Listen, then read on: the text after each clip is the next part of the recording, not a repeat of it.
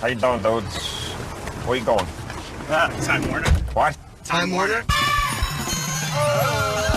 You guys are in the Cash Cab. It's a TV game show that takes place right here in my taxi. What's up, guys? No, there's not. All right, here we go. These first questions are worth $50 a pop. Here's your first one. In the Revolutionary War, what notorious flip-flopper served as brigadier general for both the Americans and the Brits? Benedict Arnold. That's the flip-flopper, and you're on the board with $50. That is a clip from the hit game show Cash Cab, or as I called it earlier, Cab Cash. Well, you know, it's Friday. That aired for more than a decade on the Discovery Channel. That show was hosted by our next guest, who's in town performing stand-up at the New Hope Cinema Grill, and our crew is very excited. Give it up for Ben Bailey, everybody. Hi, Ben. Cute.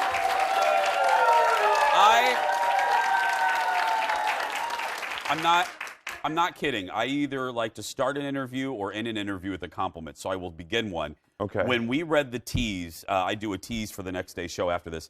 When I read the tease that you were going to be here, our floor director, Evan, fell to the ground. I mean, he was so... Our crew, everyone was very excited.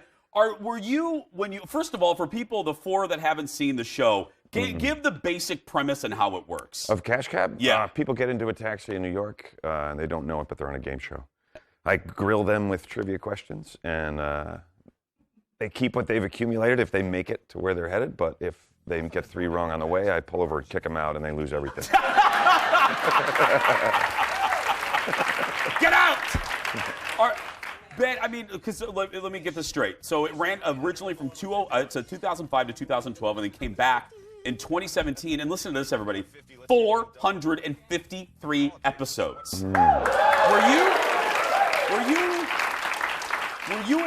Were you surprised at the initial success of the show? When we first started making Cash Cab, it was like, it was pretty raw. It took us a while to find it. It took us like 3 weeks of shooting before we had a game that made us go, okay, We got it. this is good, this is something. And from that point on, we kind of thought it had a chance, but we had no idea that it was going to be what it turned into. Because it does take a while to kind of crack the nut of how can we do this? Yeah. How can we sustain this over a period of time? What about what season did you go, okay, we got it, we can continue this? Well, that was in the first season. Yeah. We shot it for 3 weeks before we got that one game, and then we tried to imitate that game. Like we found the pace of the gameplay and how it needed to feel, and then we just tried to emulate that. I always like the behind the scenes aspect of it. How long are the shoots on this? I mean, you have to get just the right player, you got to get someone charismatic. What was a typical shooting day? Because it looks really easy. We see the finely edited project, but what's a normal day like? Originally, our shooting days were like 14 hours. Oh. 14, 15, 16 hours. By the end of it, I had whittled it down, to a lot less. But How the hell can you drive after that? It's technically, I shouldn't be saying that on the air because it's technically illegal for you to drive a cab for more than 12 hours. But the interesting part is that the games, it takes about an hour and a half to shoot a game, which then gets edited down to 7 minutes. And wait. An hour and a half down to 7 minutes. Yeah. No wonder you won. Applause. No wonder you won Emmys.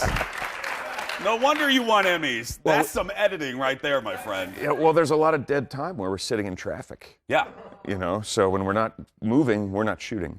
Is there look, you get asked this all the time, but off the top of your head, let me get the number right. Out of 453 episodes, is there a contestant that for whatever reason immediately always pops in your mind? When you're asked at a bar or restaurant, like, who was your favorite or who was the craziest? Who pops in your mind and why? The same guy pops into my head. I knew it!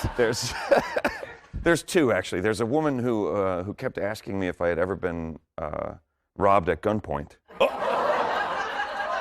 She asked me so many times that I finally pulled over and got out, and our security searched her.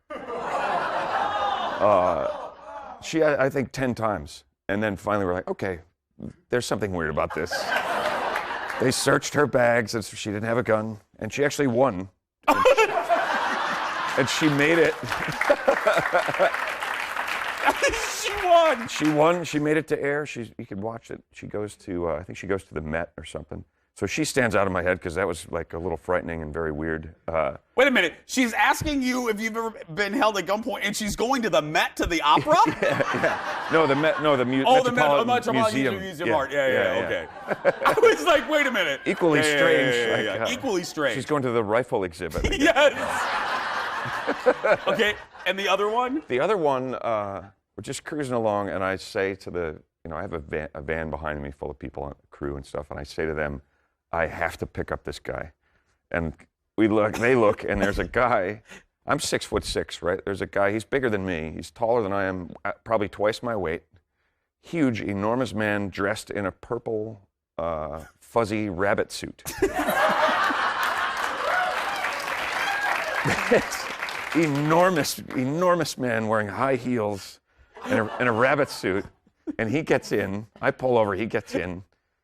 And he goes, I can't remember where he's going, but some nightclub or something. But it's the middle of the afternoon. He says, take me to what, Excalibur. Yeah. And he calls me baby. He goes, take me to Excalibur, baby. And I go, nobody calls me baby in this cab, rabbit.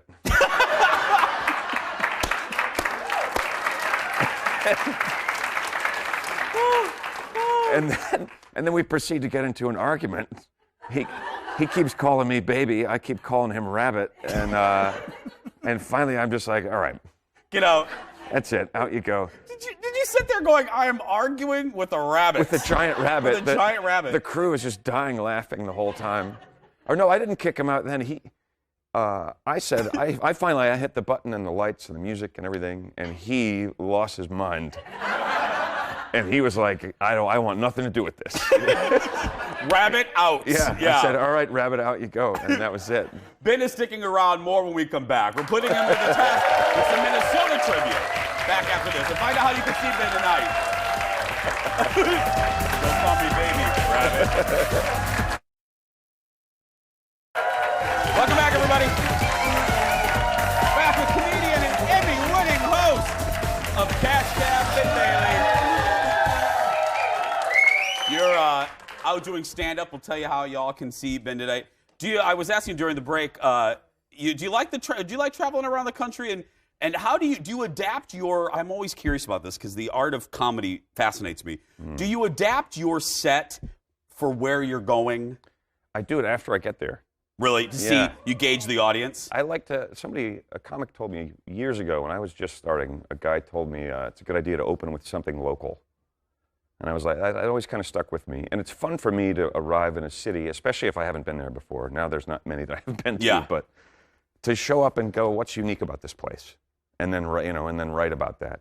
I mean, it's always been about the writing for me. I like to write jokes. Yeah. The creation of a joke is as good as the delivery. I'm sure we have given you lots of material. we are. Minnesota is very. Yeah, there's plenty there. Yeah, there's plenty there for sure. We kind of write ourselves. Yeah, I mean, yeah. Okay, so we couldn't have you on without doing a little version of Cash Cab ourselves. Except we couldn't afford a cab, so there's just a picture of one behind us. So these... It's better. It's better, yeah. Okay, so Ben, these are all questions about Minnesota, okay? Oh, boy. Yeah. But multiple choice. Oh, so, okay, that helps. Okay, here we go. Do I get shout-outs? Do I get shout-outs? Okay, if you struggle, you can ask one person. Then, okay. Here we go. Minnesota's Princess K of the Milky Way is carved out of what substance? Yogurt, butter, or cheese? Oh, butter. Yes! Yeah! Yes! Yeah, at the fair. They put her in a freezer. She sits in a freezer in a parka, and they carve her out of butter. That's amazing. Yeah, I know, yeah. I have no idea what that is. Yeah. Okay, here we go. What NBA team moved out of Minnesota in 1960? The Lakers, the Knicks, or the Bulls? The Bulls. No. The Lakers. Lakers. The land of 10,000 lakes. All right. Yeah. They got so mad at me. The audience turned on you. So angry. Yeah. They're like, all right, get him out of here. Yeah, that's it. The Bulls? Get out of here, Bailey. Go back to New York. Okay. I will tell you, I will be very impressed if you know this one. You ready? Okay. What were the call letters of the TV station that Mary Tyler Moore worked at in the Mary Tyler Moore Show? WSTP, WJM, or KMSP? Oh, boy. How old do I look? I'll be impressed if I know this one, too. I don't know. It was based here. That's why we're asking you. But I'm going to guess KMSP. No, No. that's actually the station you're sitting in. Goodbye, everybody.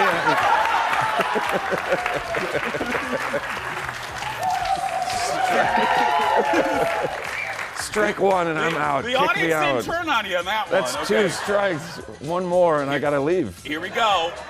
What is the state fish of Minnesota? Crappie, walleye, or Swedish fish? I'm gonna go. I'm gonna go with walleye. Yes! Still alive. I'm still in it. But I didn't hear you. Do we do one more? One more. Okay, here we go. Okay, here we go. Spam was created at Hormel in Austin, Minnesota. What does spam stand for? There's no multiple choice Yeah. on this one. What? Single portion, almost meat.